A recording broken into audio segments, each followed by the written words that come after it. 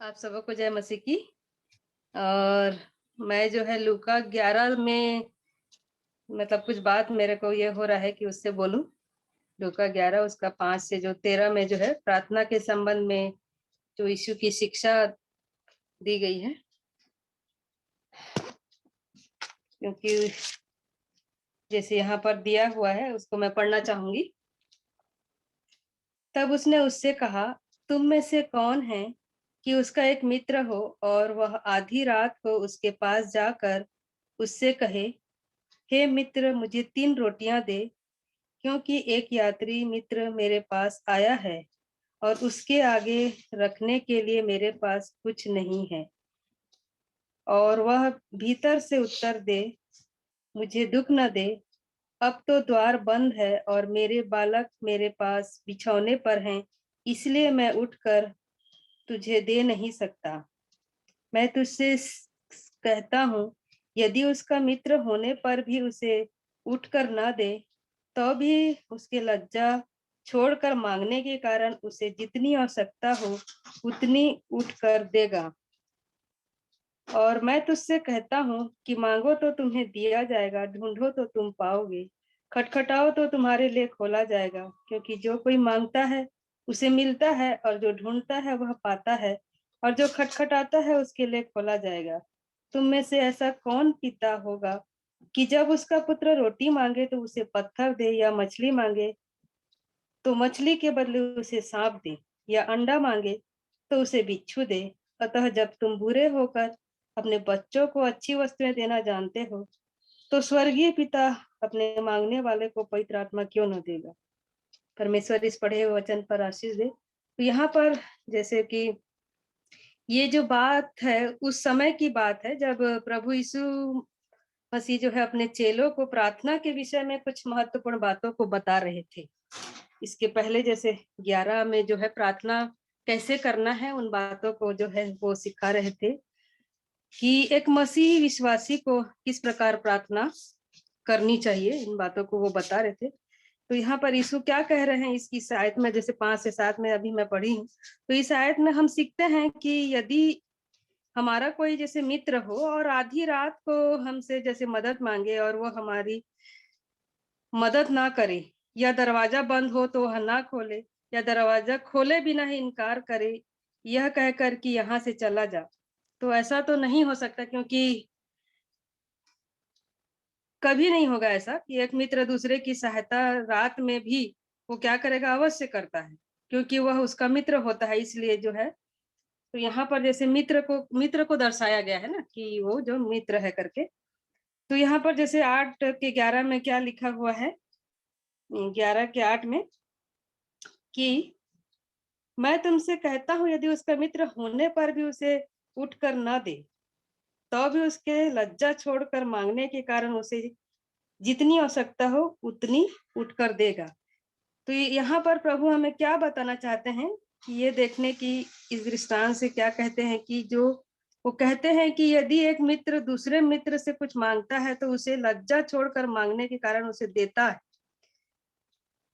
क्योंकि वह उसका क्या होता है, मित्र होता है, इसलिए उसको देता है। इसलिए वो रात में या किसी भी अन्य पहर में भी वो क्या करता है, उसकी मदद करता है। इस प्रकार यीशु जो है आगे कहते हैं कि मांगना, और यहाँ पर जैसे 3 बात दिया गया है उसके आगे कि मैं तुमसे कहता हूँ कि मांगो तो तुम्हें दिया जाएगा, और ढूंढो तो तुम पाओगे, खटखटाओ तो तुम्हारे लिए खोला जाएगा, जैसे 9 में दिया है।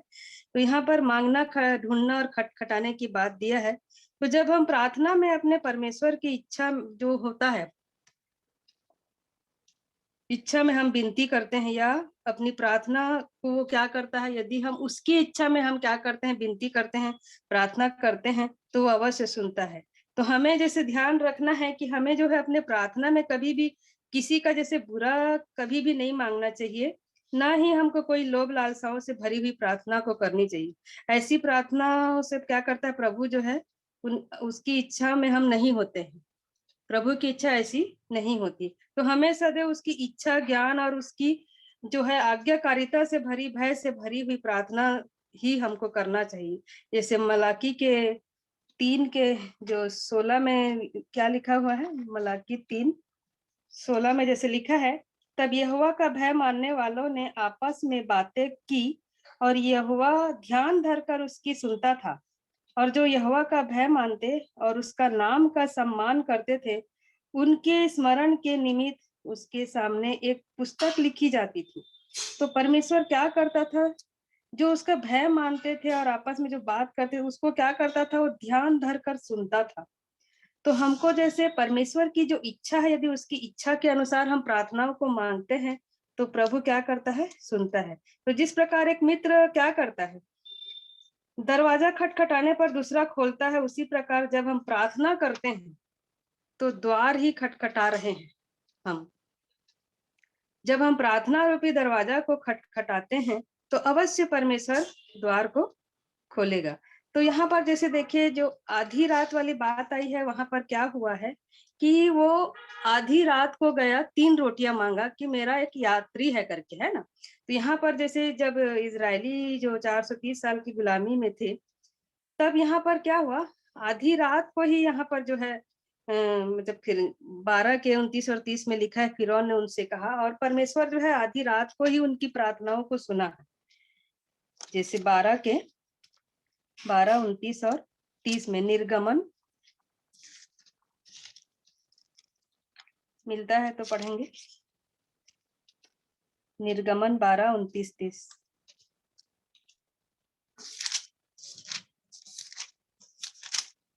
निर्गमन 12 का 29वां वचन। ऐसा हुआ कि आधी रात को यहोवा ने मिस्र देश में सिंहासन पर विराजने वाले फिरौन से लेकर गड्ढे में पड़े हुए बंधुए तक सबके पहिलौठों को, वरन पशुओं तक के सब पहिलौठों को मार डाला। और फिरौन रात ही को उठ बैठा और उसके सब कर्मचारी वरन सारे मिस्री उठे, और मिस्र में बड़ा हाहाकार मचा, क्योंकि एक भी ऐसा घर न था जिसमें कोई मरा न हो। तब फिरौन ने रात में मूसा और हारून को बुलवाकर कहा, तुम इसराइलियों समेत मेरी प्रजा के बीच से निकल जाओ और अपने कहने के अनुसार जाकर यहोवा की उपासना करो। और तो अब यहाँ सॉरी हाँ, बस। तो यहाँ पर देखिए कि जो है आधी रात की बात आई है, तो यहाँ पर क्या हुआ है कि आधी रात को ही परमेश्वर जो है उन इजरायलियों को, कि जो इजरायली लोग हैं, उन लोग क्या किया, फिरौन जब कहा कि तुम क्या करो, मूसा को कहा कि अपनी प्रजा के बीच से निकल जाओ और अपने कहने के अनुसार जाकर यहोवा की उपासना करो, तो ये आधी रात की ही बात है। तो कहना का मतलब ये है कि यदि हम आधी रात या मिडनाइट प्रेयर जैसे हम करते हैं, तो हमारे भी जीवन की जितनी भी समस्याएं हैं, प्रॉब्लम्स हैं, बीमारी हैं, और जो भी हमारे जीवन में कठिनाइयां हैं, वो क्या करता है, प्रभु जो है उन परेशानियों को और कठिनाइयों को दूर करता है। वैसे ही जैसे सारी कलीसिया जो है आधी रात को प्रार्थना करने के लिए बैठ गई, किसके लिए? पतरस के लिए। पतरस जब था तो वो सारी कलीसिया जो है आधी रात को प्रार्थना कर रही थी। वैसे ही जब पौलुस और सिलास क्या हुए, आधी रात को ही प्रार्थना करने लगे और उनके बंधन जो है टूट गए, है ना। तो आज हमारे भी बंधन जितने भी हों, वो भी क्या होगा, यदि हम क्या करते हैं, मिडनाइट प्रेयर करते हैं, आधी रात को प्रार्थना करते हैं, आधी रात को पुकारते हैं। ये जो मित्र है आधी रात को ही गया था ना उसके पास कि मेरे को 3 रोटियां देना करके, तो हम तो जरूर वहां पर उस मित्र को लगा होगा कि अरे भैया आधी रात को आया है तो जरूर कुछ बात होगी करके, उसके मन में जरूर लगा होगा, और वो उसको दरवाजा को उसका खोला और उसको दिया भी। तो वैसे ही यदि हम प्रार्थना करते हैं आधी रात को, तो कम से कम यदि हम पूरा दिन नहीं करते हैं, तो कम से कम हफ्ते में भी यदि एक बार हम आधी रात को मिडनाइट प्रेयर यदि करते हैं, तो सच में प्रभु जो है हमारे हर एक बंधन को जो है खोलता है। तो वैसे ही आगे जैसे लिखा हुआ है कि प्रभु ने कहा कि ढूंढोगे तो तुम पाओगे। यह भी स्पष्ट है कि मेरे प्रियो की कोई भी वस्तु बिना ढूंढे हमको नहीं मिलती है ना। तो अभी तो हम जैसे खटखटाना मतलब प्रार्थना करना है, प्रार्थना रूपी द्वार को जैसे हम खटखटा रहे हैं, वो भी जैसे हम आधी रात को यदि हम ये करेंगे, तो प्रभु जो है उस प्रार्थना को सुनता है। और यहाँ पे लिखा है कि हम ढूंढेंगे तो बिना ढूंढे किसी भी चीज को हम नहीं पाते हैं। यदि हम उसे रख कर भूल गए हो कहीं पर, तो हम क्या करते हैं, ढूंढना चालू करते हैं ना कि अरे कहाँ रखे हैं, ऐसा करके। तो इसी प्रकार है परमेश्वर ढूंढना परमेश्वर को ढूंढना मतलब उससे मिलना और उसके राज्य की खोज करना है ना। तो प्रभु कहते हैं कि यदि कोई सच्चे मन से परमेश्वर को ढूंढते हैं तो उसे पाते भी हैं। तो जैसे अभी हम लोग ब्रदर क्या नाम है, विजय कांत भैया का जैसे है, वो क्या किए थे, प्रभु को कैसे मन से ढूंढे, कैसे परिवार से आए हैं, हम लोग खुद देखे हैं, उनकी गवाहियों को सुने हैं कि एक ब्राह्मण परिवार से वो कैसे मतलब परमेश्वर को कितने दिल से ढूंढ रहे थे, सच्चे परमेश्वर को। और वो खुद ढूंढे और उनको क्या हुआ, परमेश्वर जो है वचन से उनसे बातचीत किया, कमरे में जाकर खुद बात, कोई उनको सिखाया पढ़ाया नहीं, कोई शिक्षा नहीं, कोई कुछ भी नहीं, लेकिन खुद बाइबल को पढ़े हैं और परमेश्वर जो है उन वचनों से उनसे बातचीत किए हैं और वो सच्चे परमेश्वर को वो जाने हैं। तो वो कैसे मन से ढूंढे हैं। तो आज भी यदि हम सच्चे परमेश्वर को ढूंढते हैं तो हमको भी क्या होता है, परमेश्वर जो है जरूर हमको मिलते हैं और उसके राज्य को भी हम पाते हैं। तो लूका 11:11 में क्या है कि तुम में से ऐसा कौन पिता होगा कि जब उसका पुत्र रोटी मांगे तो उसे पत्थर दे, या मछली मांगे तो मछली के बदले में सांप दे।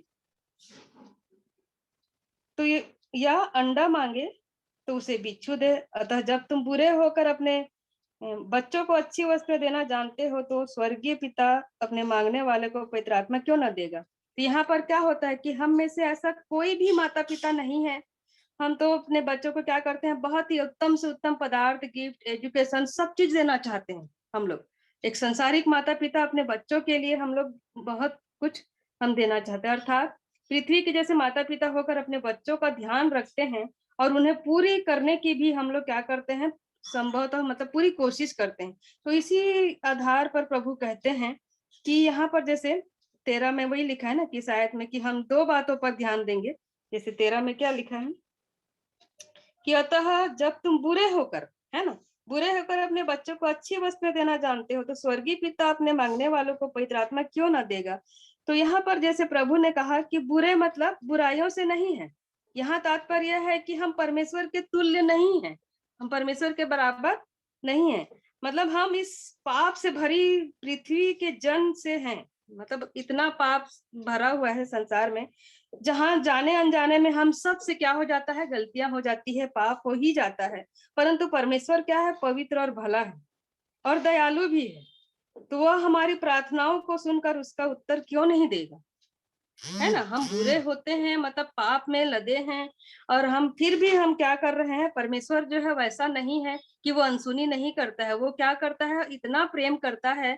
हम जैसे सीख रहे हैं, कल भी हम सीखे थे प्रेम के बारे में कि परमेश्वर कितना प्रेम करता है हमसे, है ना। तो वो क्या करता है, वो पवित्र है, भला है, दयालु भी है, इसलिए हमारी प्रार्थनाओं को सुनकर उसका उत्तर क्यों नहीं देगा, है ना। बात यहाँ यह है कि स्वर्गीय पिता मांगने वाले को पवित्र आत्मा क्यों ना देगा। यह महत्वपूर्ण बात है जो हमें सीखना है प्रार्थना के विषय में। जैसे कि प्रभु ने स्पष्ट किया है कि हमें प्रार्थना कैसे करना है और हमें क्या मांगना है ना। तो हमें सदा क्या करना है, प्रभु से पवित्र आत्मा को मांगना चाहिए। पवित्र आत्मा ही वह उत्तम सहायक है जो पृथ्वी पर हमारी सभी आवश्यकताओं को पूरी करने की योग्य है। यदि पवित्र आत्मा ही हमारे पास हो और हम अन्य चीजों की मांगने की हमको आवश्यकता नहीं पड़ती है, क्योंकि पवित्र आत्मा हमें सदा परमेश्वर के स्वरूप और समानता में बने रहने में क्या करता है, मदद करता है। और तब हम उसकी समानता में रहकर उसकी आज्ञाओं के आधार पर अपना जीवन बिताते हैं तो सदा आशीषित रहते हैं। फिर हमारे जीवन की जो भी बीमारी है, कंगाली है, निराशा है, वो क्या है, स्थिर नहीं रहती। यदि हमारे पास पवित्र आत्मा यदि होगा तो वह खुद ब खुद क्या होगा, हमसे दूर हो जाता है। इसलिए हमें सदा पवित्र आत्मा को मांगना चाहिए, क्योंकि हमारा प्रभु जो है क्या है, प्रभु का राज्य है और पवित्र आत्मा भी उसके राज्य में है। प्रभु जो हमारा राजा है और पवित्र आत्मा भी उसके राज्य में है। उसी के समान हमको क्या करना है, यदि हम प्रार्थना में पवित्र आत्मा को ही मांग लेते हैं तो हमें बाकी चीजों को मांगने की जरूरत नहीं पड़ती। यदि पवित्र आत्मा को यदि हम मांग लेते हैं तो सभी वस्तुएं खुद ब खुद हमें प्राप्त हो जाती है, क्योंकि वचन कहता है कि तुम पहले मेरे क्या बोला है, धार्मिकता और राज्य की खोज करो तो हर वस्तु तुम्हें मिल जाएगी। तो पहले हमको उसकी धार्मिकता और राज्य की तो यहाँ यहाँ परमेश्वर का राज्य ही है पवित्र आत्मा को प्राप्त करना। ठीक है, यदि हम पवित्र आत्मा को प्राप्त कर लिए मतलब परमेश्वर के राज्य को ही प्राप्त कर लिए हैं, और हमें निरंतर प्रार्थना रूपी द्वार को क्या करना है, खटखटाना है, और खटखटाएंगे तभी खोला जाएगा। यदि कोई हमारे मतलब डोरबेल को नहीं बजाएगा तो हम कैसे पता करेंगे कि हमारे द्वार पर कोई खड़ा है ना? हम कैसे जानेंगे भी कि कोई आया है करके, जब तक हमारे दरवाजा को कोई नहीं खटखटाएगा या डोरबेल को नहीं बजाएगा।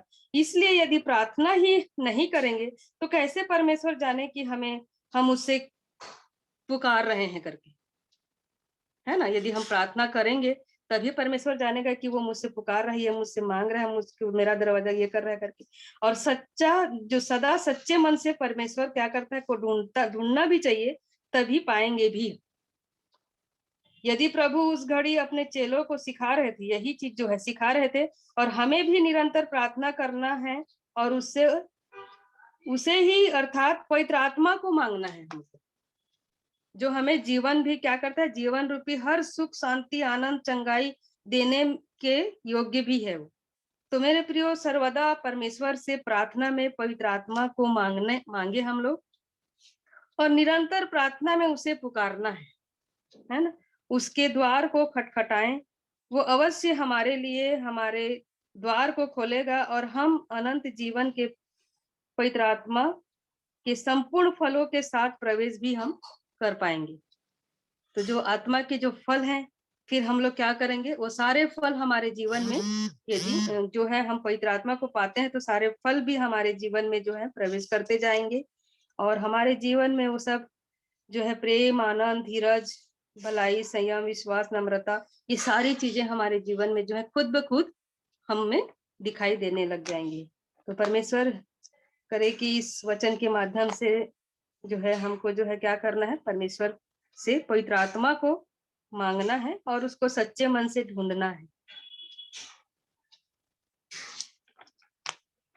Thank you.